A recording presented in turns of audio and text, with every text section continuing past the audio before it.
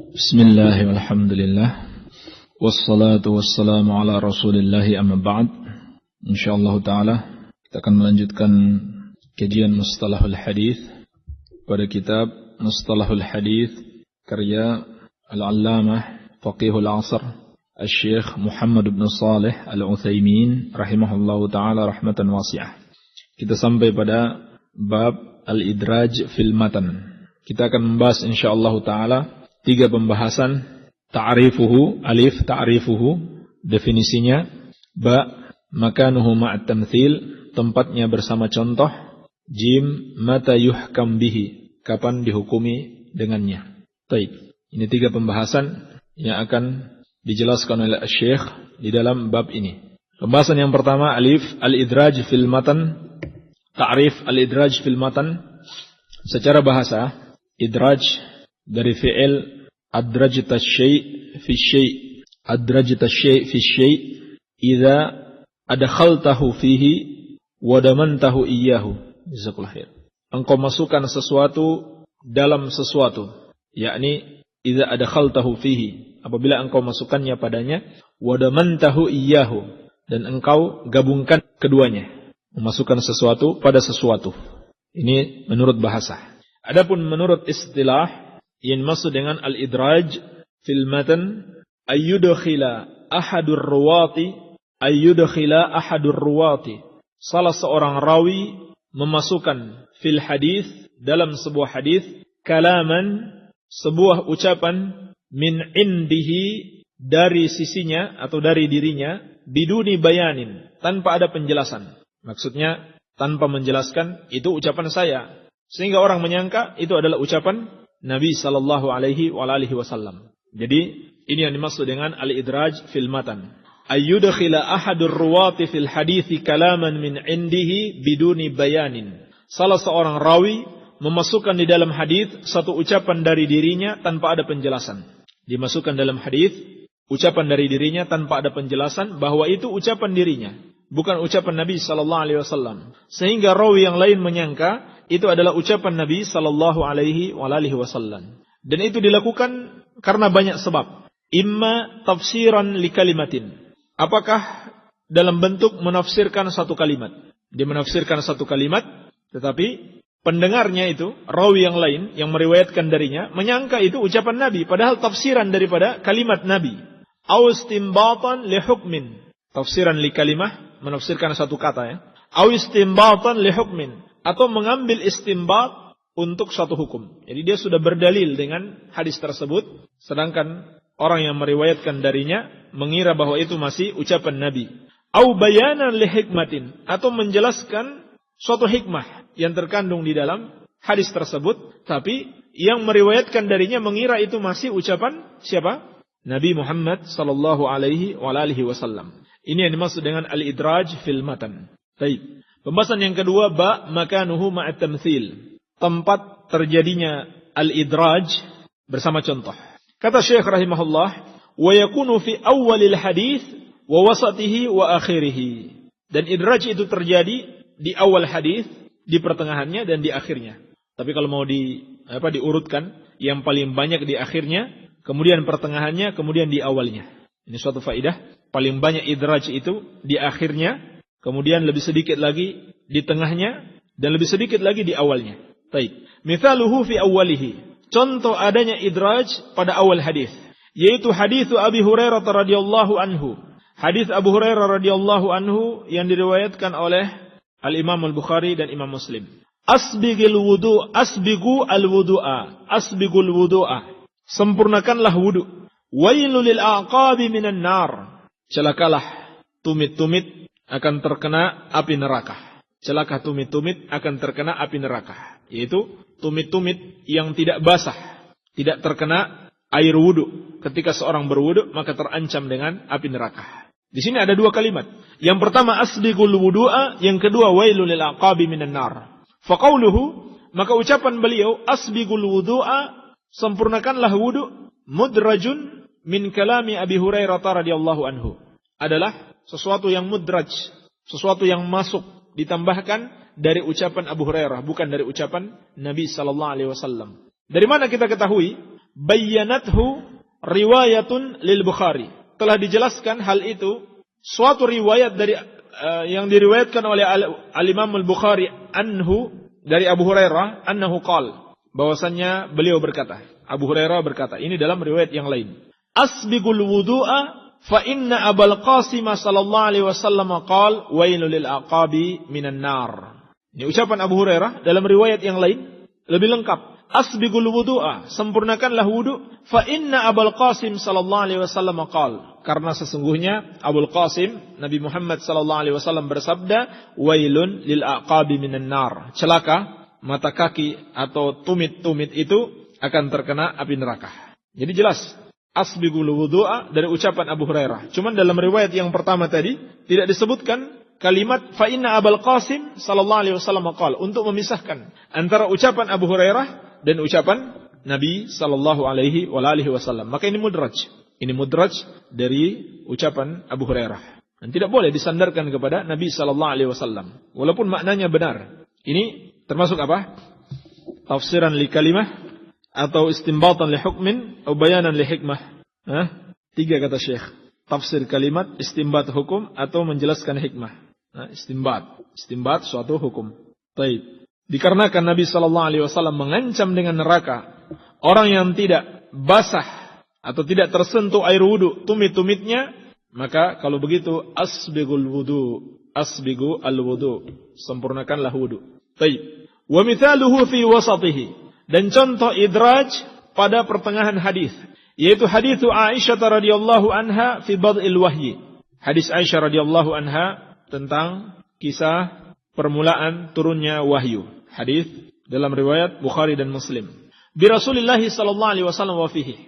Permulaan turunnya wahyu kepada Rasulullah sallallahu alaihi wasallam dan di dalamnya wa kana yakhlu bi ghari Hira fayatahannatsu fihi. Kata Aisyah ummul mukminin radhiyallahu anha, wa kana yakhlu, Nabi sallallahu alaihi wasallam bersendiri bi ghari Hira, di gua Hira, fayatahannats fihi, dan beliau melakukan tahannus padanya. Wa huwa ta'abbud. Ya, perhatikan yang di dalam garis itu, wa huwa ta'abbud. Tahannus itu adalah ta'abbud. Al-layaliya zawatil adad, sejumlah malam tertentu. Sejumlah malam tertentu. Fa qauluhu, maka ucapannya wa huwa ta'abbud, tahannus itu adalah ibadah, mudrajun min kalamiz Zuhri. Itu dari ucapan Az-Zuhri, ucapan seorang tabi'in. Bayyanathu riwayatun lil Bukhari. Hal itu dijelaskan oleh satu riwayat dari Al-Bukhari min tariqihi bilafdin, dari jalannya, yakni jalan Az-Zuhri dengan lafaz wa kana yalhaqu bi ghari Hira fayatahannatsu fihi, dan Rasulullah sallallahu alaihi wasallam masuk ke gua Hira fayatahannatsu fihi, lalu beliau melakukan tahannus padanya. Qala, ini ada ucapan qala. Wa tahannus at-ta'abbud. Ada tambahan keterangan, wa tahannus adalah at-ta'abbud, beribadah. Yang dimaksud dengan tahannus adalah ibadah. Al-layaliya zawatil adad, sejumlah malam tertentu. Iya. Maka dalam riwayat yang pertama tidak ada ucapan qala wa tahannus at-ta'abbud, tetapi langsung dikatakan wa huwa ta'abbud, sehingga orang bisa menyangka itu ucapan Aisyah berasal dari hadis. Ternyata itu dari ucapan Az-Zuhri, diketahui dari riwayat yang lain. Maka ini mudraj. Ini mudraj dari ucapan Az-Zuhri. Baik. Wa mithaluhu fi akhirih. Sekarang contohnya pada akhir hadis. Contoh mudraj pada akhir hadis. Hadis Abi Hurairah radhiyallahu anhu anna Nabiy sallallahu alaihi wasallam qala. Hadis Abu Hurairah, semoga Allah meridhai beliau, bahwasanya Nabi sallallahu alaihi wasallam bersabda, "Inna ummati yud'auna yaumal qiyamah gurran muhajjalina min atharil wudu. Faman istata'a minkum ayyutila gurratahu falyaf'al." Inna ummati yud'auna yaumal qiyamah. Sesungguhnya umatku akan dipanggil pada hari kiamat. Gurram muhajjalin, dalam keadaan mereka itu memiliki cahaya putih yang bersinar. Min atharil wudu, disebabkan bekas-bekas wudu. Subhanallah, keutamaan umat Muhammad sallallahu alaihi wasallam yang rajin berwudu untuk melakukan salat. Mereka akan dikenali pada hari kiamat dengan cahaya bersinar dari bekas-bekas wudu mereka. Maka faman istata'a minkum ayyutila gurratahu falyaf'al. Barang siapa di antara kalian mau memanjangkan cahaya putihnya, hendaklah dia lakukan. Fa qauluhu, maka ucapannya, "Faman istata'a minkum ayyutila gurratahu falyaf'al", mudrajun min kalami Abi Hurairah. Barang siapa di antara kalian yang mau memanjangkan cahayanya atau putihnya, maka hendaklah dia lakukan. Itu adalah tambahan dari ucapan Abu Hurairah. Itu tidak sah. Ini dhaif. Tidak sah dari ucapan Nabi sallallahu alaihi wasallam. Meskipun hadis dalam riwayat Bukhari dan Muslim, tetapi tambahan tersebut dhaif sebab dia mudraj dari ucapan Nabi sallallahu alaihi wasallam. Tapi sebelumnya yang kedua tadi apa? Tafsir kalimat atau istinbat hukum atau bayan hikmah. Tafsir kalimat. Yang sekarang apa? Istinbat li hukmin. Istimbatan li hukmin. Tapi istinbat yang salah. Ya, istinbat yang salah dan disalahkan oleh para sahabat yang lain. Ini hanya dari ucapan Abu Hurairah radhiyallahu anhu. Sebab anggota wudu itu sudah ditentukan. Tidak boleh ditambah. Ya, tidak boleh ditambahi dari apa yang sudah ditentukan. Ini mudraj dari kalam, dari ucapan Abu Hurairah. Infarada biha Nu'ain ibnul Mujmir an Abi Hurairah. Menyendiri dengan lafaz tersebut Nu'ain ibnul Mujmir dari Abu Hurairah. Wa dzukira fil musnad anhu annahu qala. Disebutkan dalam al-musnad darinya bahwasanya dia berkata, yakni Nu'aim ibnul Mujmir, la adri qawlahu faman istata'a. Saya tidak tahu ucapan faman istata'a, barang siapa di antara kalian yang mau memanjangkan cahaya putihnya hendaklah dia lakukan. Min qaulin Nabi sallallahu alaihi wasallam atau min qauli Abi Hurairah. Apakah itu dari ucapan Nabi sallallahu alaihi wasallam atau dari ucapan Abu Hurairah? Jadi yang meriwayatkan dari Abu Hurairah pun masih bingung, masih belum yakin. Wa qad bayyana ghairu wahidin minal huffaz annaha mudrajatun. Dan telah dijelaskan tidak seorang saja dari kalangan huffaz, dari kalangan ahlul hadis, bahwasannya ucapan tersebut adalah mudrajah, berasal dari ucapan Abu Hurairah radhiyallahu anhu. Wa qala Syekhul Islam Ibnu Taimiyah rahimahullah, dan berkata Syekhul Islam Ibnu Taimiyah, la yumkin an yakuna min kalamin Nabi sallallahu alaihi wasallam. Hal itu tidak mungkin dari ucapan Nabi sallallahu alaihi wasallam. Itu karena menyelisihi dalil yang lain. Beliau mengatakan demikian karena menyelisihi dalil yang lain. Iya. Dan juga dari sisi makna bahasa yang sudah pernah kita jelaskan dalam pelajaran fikih, yang namanya gurrah itu hanya pada bagian kepala saja, tidak pada seluruh anggota tubuh. Iya. Oleh karena itu kata Syekhul Islam dan juga Ibnu Qayyim rahimahumullah, tidak mungkin itu dari ucapan Nabi sallallahu alaihi wasallam. Maka diketahui itu adalah mudraj. Pembahasan yang ketiga, jim. Mata yuhkam bihi. Kapan dihukumi sebagai mudraj? Wala yuhkam bil idraj illa bidalilin. Suatu hadis, suatu lafaz hadis tidak boleh dihukumi sebagai idraj, sebagai suatu tambahan yang bukan dari Nabi sallallahu alaihi wasallam illa bidalilin, kecuali ada petunjuk. Kecuali dengan suatu petunjuk. Imma min kalamir rawi. Apakah petunjuk itu dari ucapan rawi itu sendiri? Dari ucapan rawi itu sendiri. Bahwasanya itu tambahan dari dia. Au min kalami ahadil a'immatil mu'tabarin. Atau dari ucapan salah seorang imam yang diakui. Yang diakui beliau adalah seorang hafiz. Seorang yang mengenal dan bisa membedakan. Ini mudraj dan ini hadis. Au minal kalamil mudraj.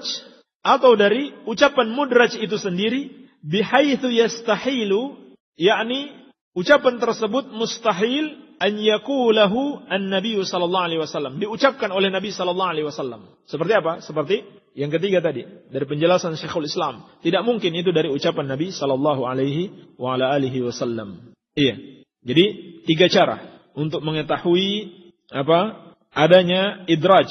Pertama dari ucapan rawi itu sendiri. Yang kedua dari penjelasan para a'immah mu'tabarin, para imam yang dikenal dengan keahliannya dalam bidang hadis. Dan yang ketiga, dilihat dari ucapan mudraj itu sendiri. Layak enggak ini ucapan Nabi? Sebab Nabi sallallahu alaihi wasallam ucapannya subhanallah adalah apa? Ucapan yang dari sisi bahasa adalah bahasa yang terbaik yang beliau gunakan dan maknanya sudah pasti benar. Dan dari sisi syariat tidak mungkin bertentangan dengan syariat yang lain. Iya. Maka itu pun sebetulnya kembali lagi pada yang kedua, min kalami ahadil a'imah al-mu'tabarin. Siapa yang bisa menjelaskan seperti ini? Tentunya tidak sembarang orang, tetapi dari ucapan para imam yang mu'tabar seperti Syekhul Islam, Ibnu Qayyim dan yang lainnya. Alhamdulillah, kita sudah selesai dari penjelasan al-idraj fil matan. Ada juga bentuk idraj di dalam sanad. Ada juga bentuk idraj di dalam sanad. Iya. Disebutkan idraj dalam sanad itu adalah ayyasukar rawi al-isnad. Seorang rawi menyebutkan sebuah sanad. Faya'ridu lahu 'arid. Lalu dia dihentikan karena suatu hal. Penyebutan sanadnya dihentikan karena suatu hal. Fayaqulu kalaman min qibali nafsihi. Lalu dia mengucapkan suatu ucapan dari dirinya. Fayadhunnu ba'du man sami'ahu. Maka sebagian orang yang mendengarkannya menyangka anna dzalikal kalam, bahwasannya ucapan tersebut huwa matanul hadis, adalah matan hadis tersebut. Fayarwihi bidzalikal isnad. Maka mereka meriwayatkan dengan sanad tersebut. Padahal ucapan tersebut bukan dari sanad itu. Ini dinamakan para ulama sebagai al-idraj fil isnad. Al-idraj fil sanad. Saya ulangi. Ayyasuqar rawi al-isnada. Seorang rawi menyebutkan suatu sanad. Faya'ridu lahu 'aridun. Lalu dia dihentikan oleh suatu halangan. Fayaqulu kalaman. Maka dia mengucapkan ucapan min qibali nafsihi, dari dirinya sendiri, bukan dari ucapan Nabi sallallahu alaihi wasallam. Fayadhunnu ba'du man sami'ahu. Maka sebagian orang yang mendengarkan ucapannya menyangka anna dzalikal kalam, bahwasannya ucapan tersebut huwa matanul hadis, adalah matan daripada hadis tersebut. Fayarwihi bidzalikal isnad. Maka mereka meriwayatkan dengan sanad tersebut. Contohnya adalah apa yang terjadi pada Thabit bin Musa Az-Zahid. Thabit bin Musa Az-Zahid, salah seorang rawi hadis yang zuhud, terkenal dengan ibadahnya, waraknya, ketakwaannya. Qala Ibnu Hibban, berkata Ibnu Hibban, rawa an Syuraik, ini Syuraik al-Qadi, anil A'mash an Abi Sufyan an Jabir. Beliau Thabit bin Musa meriwayatkan dari Syuraik, dari A'mash, dari Abu Sufyan, dari Jabir. Anin Nabi sallallahu alaihi wasallam qala, dari Nabi sallallahu alaihi wasallam beliau bersabda, man kathurat salatuhu bil lail hasuna wajhuhu bin nahar. Barang siapa yang banyak salat di waktu malam, wajahnya akan bagus di siang hari. Cerah terlihat wajahnya, enak dipandang. Wa hadza qaulu Syuraik. Ini ucapan Syuraik. Ini ucapan Syuraik, bukan ucapan Nabi sallallahu alaihi wasallam. Adapun ucapan Nabi sallallahu alaihi wasallam nanti setelah itu, sebagaimana dalam hadithul A'mash an Abi Sufyan an Jabir, yaqidu syaitan ala kafiyati ra'si ahadikum thalatha uqad. Yaqidu syaitan ala kafiyati ra'si ahadikum thalatha uqad. Syaitan mengikat pada tengkuk salah seorang dari kalian dengan 3 ikatan. Dengan 3 ikatan. Lalu siapa? Thabit bin Musa ini memasukkan ucapan Syuraik di dalam hadis. Memasukkan ucapan Syuraik di dalam hadis. Yani ucapan yang pertama tadi, man kathurat salatuhu bil lail hasuna wajhuhu bin nahar. Barang siapa banyak melakukan salat di waktu malam, maka akan baik wajahnya di siang hari. Baik. Dan ini sebabnya dijelaskan para ulama seperti dalam definisi tadi, faya'ridu lahu 'arid. Dia dihentikan oleh suatu halangan. Ketika beliau mengatakan anil A'mash an Abi Sufyan an Jabir, setelah menyebutkan sanadnya, Syuraik al-Qadi diam. Dia diam. Kenapa dia diam? Karena majelisnya banyak orang, sehingga dibiarkan orang yang mustamli, namanya mustamli, dia menulis hadisnya, menulis sanadnya. Lalu dia berteriak ke belakang supaya terdengar oleh seluruh hadirin. Ya, tidak seperti kita sekarang punya pengeras suara. Waktu itu ada petugas khusus. Dia tulis dulu, lalu dia sampaikan ke belakang. Nah, ketika dia sedang menulis itu, tiba-tiba Syuraik melihat kepada Thabit bin Musa. Dia lihat wajahnya itu, subhanallah, enak dipandang. Lalu dia katakan, man kathurat salatuhu bil lail hasuna wajhuhu bin nahar. Siapa yang banyak melakukan salat malam, wajahnya itu menjadi cerah di siang hari. Pas dia menghadap kepada Thabit bin Musa. Thabit bin Musa mengira itulah hadis Nabi sallallahu alaihi wasallam yang akan disampaikan. Padahal dia sedang memuji Thabit bin Musa, tapi tidak secara langsung sehingga salah paham orang. Iya. Ini yang disebut dengan al-idraj fi sanad. Ini termasuk kesalahan dari siapa? Dari Thabit. Dari Thabit bin Musa. Dia tidak bisa membedakan. Ini ucapan Syuraik atau Syuraik al-Qadi dan ucapan Nabi sallallahu alaihi wasallam. Ya. Dan beliau adalah seorang yang thiqah kecuali dalam hadis ini. Ya. Maka hadis ini termasuk dhaif disebabkan idraj dari Syuraik yang dimasukkan oleh Thabit bin Musa. Iya. Dan intinya idraj itu termasuk dhaif. Ya, termasuk dhaif. Ya bahkan bisa dikatakan maudhu, palsu. Sebab bukan dari ucapan Nabi sallallahu alaihi wasallam dan hukumnya haram. Hukumnya haram tentunya apabila disengaja. Adapun yang dilakukan para rawi dari kalangan sahabat tabi'in itu bukan suatu kesengajaan. Hanya saja orang yang mendengarkannya salah menyangka. Ini kesalahan sebetulnya pada orang yang mendengarkan. Dia salah menyangka. Dia tidak bisa membedakan itu hadis Nabi sallallahu alaihi wasallam atau tafsir hadis Nabi tersebut atau istinbat terhadap hukumnya atau menjelaskan tentang hikmahnya. Alhamdulillah kita sudah selesai dari penjelasan al-idraj fil matan fi iskal. Baik, naktafi bihadzal qadar. Subhanakallahumma bihamdika asyhadu an la ilaha illa anta astaghfiruka wa atubu ilaik. Wa sallallahu ala nabiyyina Muhammadin wa alihi wasallam wa akhiru da'wana alhamdulillahi rabbil alamin. Ikhwani fiddin, rahimani wa rahimakumullah. Anda bisa mendapatkan kajian-kajian ilmiah lainnya dengan menghubungi Tasjilat An-Nur pada nomor 0852 1404 8900 atau download di www.nasihatonline.com atau di www.nasihatonline.wordpress.com.